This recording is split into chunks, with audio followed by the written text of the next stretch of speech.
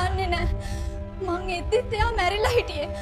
පරිපූර්ණ විවාහයක්, කුරිරු මිනී මැරුමක් සහ කිසිවකුත් නොසිතූ අන්දමේ අවසානයක්.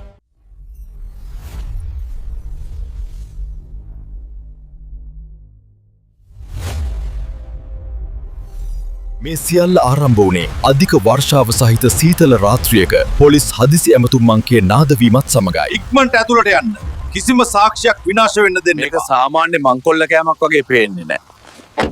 පොලිසියේ සිටි දක්ෂතම නිලධාරියෙකු රහස් පරීක්ෂක සිල්වා මේ බිහිසුණු අපරාධ ස්ථානයට පැමිණියා. මගේ හොඳම යාළුවා. කවද මෙහෙම කළේ? වින්දිතය වුණේ සමන්. ඔහු ආදරණීය ස්වාමි පුරුෂයක් වගේම ගෞරවනීය ව්‍යාපාරිකයක්. කරුණා කරලා පස්සට වෙන්න. අපිට අපේ රාජකාරිය කරන්න දාන්න. ඔහුගේ මලසිරුර මුලින්ම දැක තිබුණේ ඔහුගේ හොඳම මිතුරා වූ කමල් විසින්. මහත්තය එයාට කිසිම හතුරෙක් හිටියේ නැහැ. ඇයි මෙහෙම වුනේ? කාමරේ පරීක්ෂා කරන අතරතුර සිල්වට සෝෆාව යට හැංගිලා තිබුණු අමුතු රිදී පැහැති යතුරක් හමු වුණා. මේ යතුර මේක මේ ගෙදර දොරකඩකට අයිති එකක් නෙවෙයි. ඒ රෑ 8ට විතර ඔයා කොහෙද හිටියේ කමල්? පරීක්ෂණ ආරම්භ වුණේ මලසිරුර මුලින්ම දැක්කයි කියන කමල්ගෙන්. උඹ මගේ සල්ලි හොරකම් කළා. මම හෙට පොලිසිය යනවා. ඔව් අපි රණ්ඩු වුණා. ඒත් මම මගේ යාළුවව මරන්නේ නැහැ. කමල්ට මේ මිනි මැරුම කරන්න හොඳ හේතුවක් තිබුණා. ඒ ඔගේ ජීවිතේම විනාශ කරන්න ගිය මුදල් ප්‍රශ්නය. හොරු කියන්න එපා. ඔයා තමයි ඊවේ රෑ ඒ ගෙදරට ගිය අන්තිම කෙනා. පරිවේශනීය සාක්ෂි සියල්ලම කෙලින්ම යොමු වෙලා තිබුණේ ඔහු දෙසටයි. මල් තමයි ඒක කරන්න නැත්තේ. එයාට සල්ලි ප්‍රශ්නයක් තිබුණා. කදමල් තමයි මිනිමරුවා කියලා නයනි පවා දැඩීව විශ්වාස කළා. මොකක් මේක වෙන්න බෑ. කමල් ඒ වෙලාවේ කොළඹ හොදලා නැහැ. නමුත් කමල්ව අත්අඩංගුවට ගන්න හදනකොටම ඔහු අපරාධය සිදු වූ වෙලාවේ වෙනත් තැනක සිටි බවට සාක්ෂි හමු වුණා.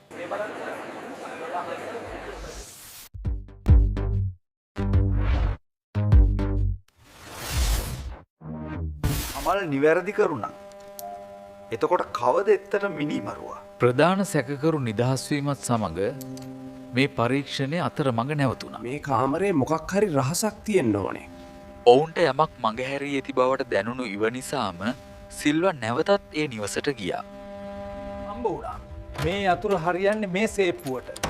බිත්තියේ තිබුණු සිතුවමක් පිටුපස රහස් සේප්පුවක් තිබුණා. අර අද්භූත යතුර ඒකට හරියටම ගැලපුණා. මේක සමන්ගේ රහස් ෆෝන් එකක් වෙන්න ඇති. සේප්පුව ඇතුලේ තිබුණේ සල්ලි නෙවෙයි. සමන් හංගලා තියාගෙන හිටපු රහස් ෆෝන් එකක්. මේ මෙසේජ්. මේවා යවලා තියෙන නයනිට නෙවෙයි. ඒකේ තිබුණු මෙසේජ් වලින් හෙළිවුණේ සමන් රහසිගතව දිවිත්ව ජීවිතයක් ගත කරලා තියෙනවා කියන එකයි. මං ඉක්මනටම නයනිගෙන් දික්කසාද වෙනවා. ඒගාට පස්සේ අපි බඳිමු. සමන් තමන්ගේ බිරිඳව දාලා වෙනත් කාන්තාවක් එක්ක යන්නයි සලසුම් කරලා තිබුණේ. රියල් කෝටි 5ක ජීවිත රක්ෂණයක්. ප්‍රතිලාභිය නයනි. ඒ වගේම ඔහුට විශාල ජීවිත රක්ෂණ ඔප්පුවක් හමු වුණා. ඒකේ එකම ප්‍රතිලාභිය වුණේ නයනි. පොලිසිය හිතාගෙන ඉන්නේ ඒක කමල් කළා කියලා. අපි බේරුණා. හනා වැළපෙන වැන්දඹුවට එකපාරටම තමන්ගේ සැමියා මැරෙන්න ඕනේ කරන කෝටි 5ක හේතුවක් තිබුණා. සිල්වට තේරුණා. ඒ කඳුළු ඔක්කොට නිකම්ම රඟපෑමක් විතරයි. හිතුවද මේ සේප්පුවකට හම්බ වෙන්නේ නැහැ කියලා. මුකුත් දන්නේ නැහැ. ඔයාට මට විරුද්ධව කිසිම සාක්ෂියක් නැහැ. ඔයාට මට විරුද්ධව කිසිම සාක්ෂියක් නැහැ ඉන්ස්පෙක්ටර්. සමන් ඔයව දාලා යන්න හිටියේ කියලා ඔයා දැනගෙන හිටියා. ඒකයි ඔයා මේක කළේ. ඒත් සිල්වා ඒගේ අරමුණ දැනගෙන හිටියා. ඒ තමයි පාවා දීම සහ කෑදරකම. මං කරන්න. ඔයා නිදි.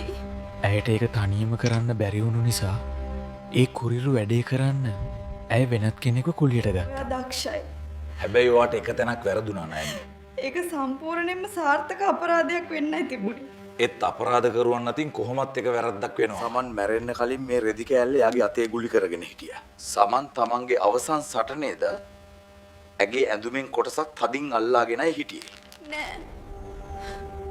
ඒක වෙන්න බෑ.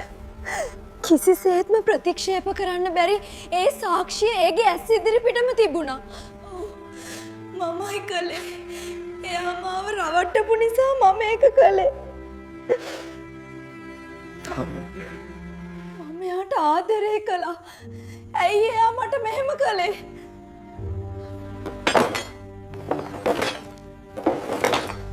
සමාවෙන්. ඇයට හැමදේම ඕනෑ වුණා. ඒත් අවසානයේ ඇයට ඇගේ මුළු ජීවිතේම අහිමි වුණා. සූතිස ඇත්ත හොයාගත්තට කමල් නිදහස් වුණා. ඔහුගේ නම පිරිසිදු වුණා. ඒත් තමන්ගේ හොඳම මිතුරාගේ අඩුව ඔහෙම්මම ඉතුරු වුණා. ඉස්සෙමින් යන්න කමල්. මේක අමතක කරන්න උත්සාහ කරන්න. රහස් පරීක්ෂක සිල්වට නම් මේක තවත් එක් අඳුරු පරිච්ඡේදයක අවසානයක් විතරයි. මිනිස්සුන්ගේ හිත් ඇතුලේ තියෙන දේවල් කාටවත්ම තේරුම් ගන්න බෑ. ඔඳුරුතම රහස් ගොඩක් වෙලාවට හැඟිලා තියෙන ඉතාම අහිංසක මුහුණු පිටුපසයි. ඔබට කවදාවත් ඔබ ළඟින්ම ඉන්න කෙනාව වුණත් සම්පූර්ණයෙන්ම තේරුම් ගන්න බැත්. කතාව බැලුවට ස්තුතියි. මෙවැනි තවත් සත්‍ය අභිරහස් කතා බලන්න රවි විෂන් AI channel එක දැම්ම subscribe කරන්න. ඊළඟ අභිරහසින් අපි නැවත හමුවෙමු. ඔබ මේ කතාවට කැමතිනම් like කරන්නන, තව කෙනෙක්ට බලන්න share කරන්න. ඔයාගේ අදහස පහලින් comment කරන්න.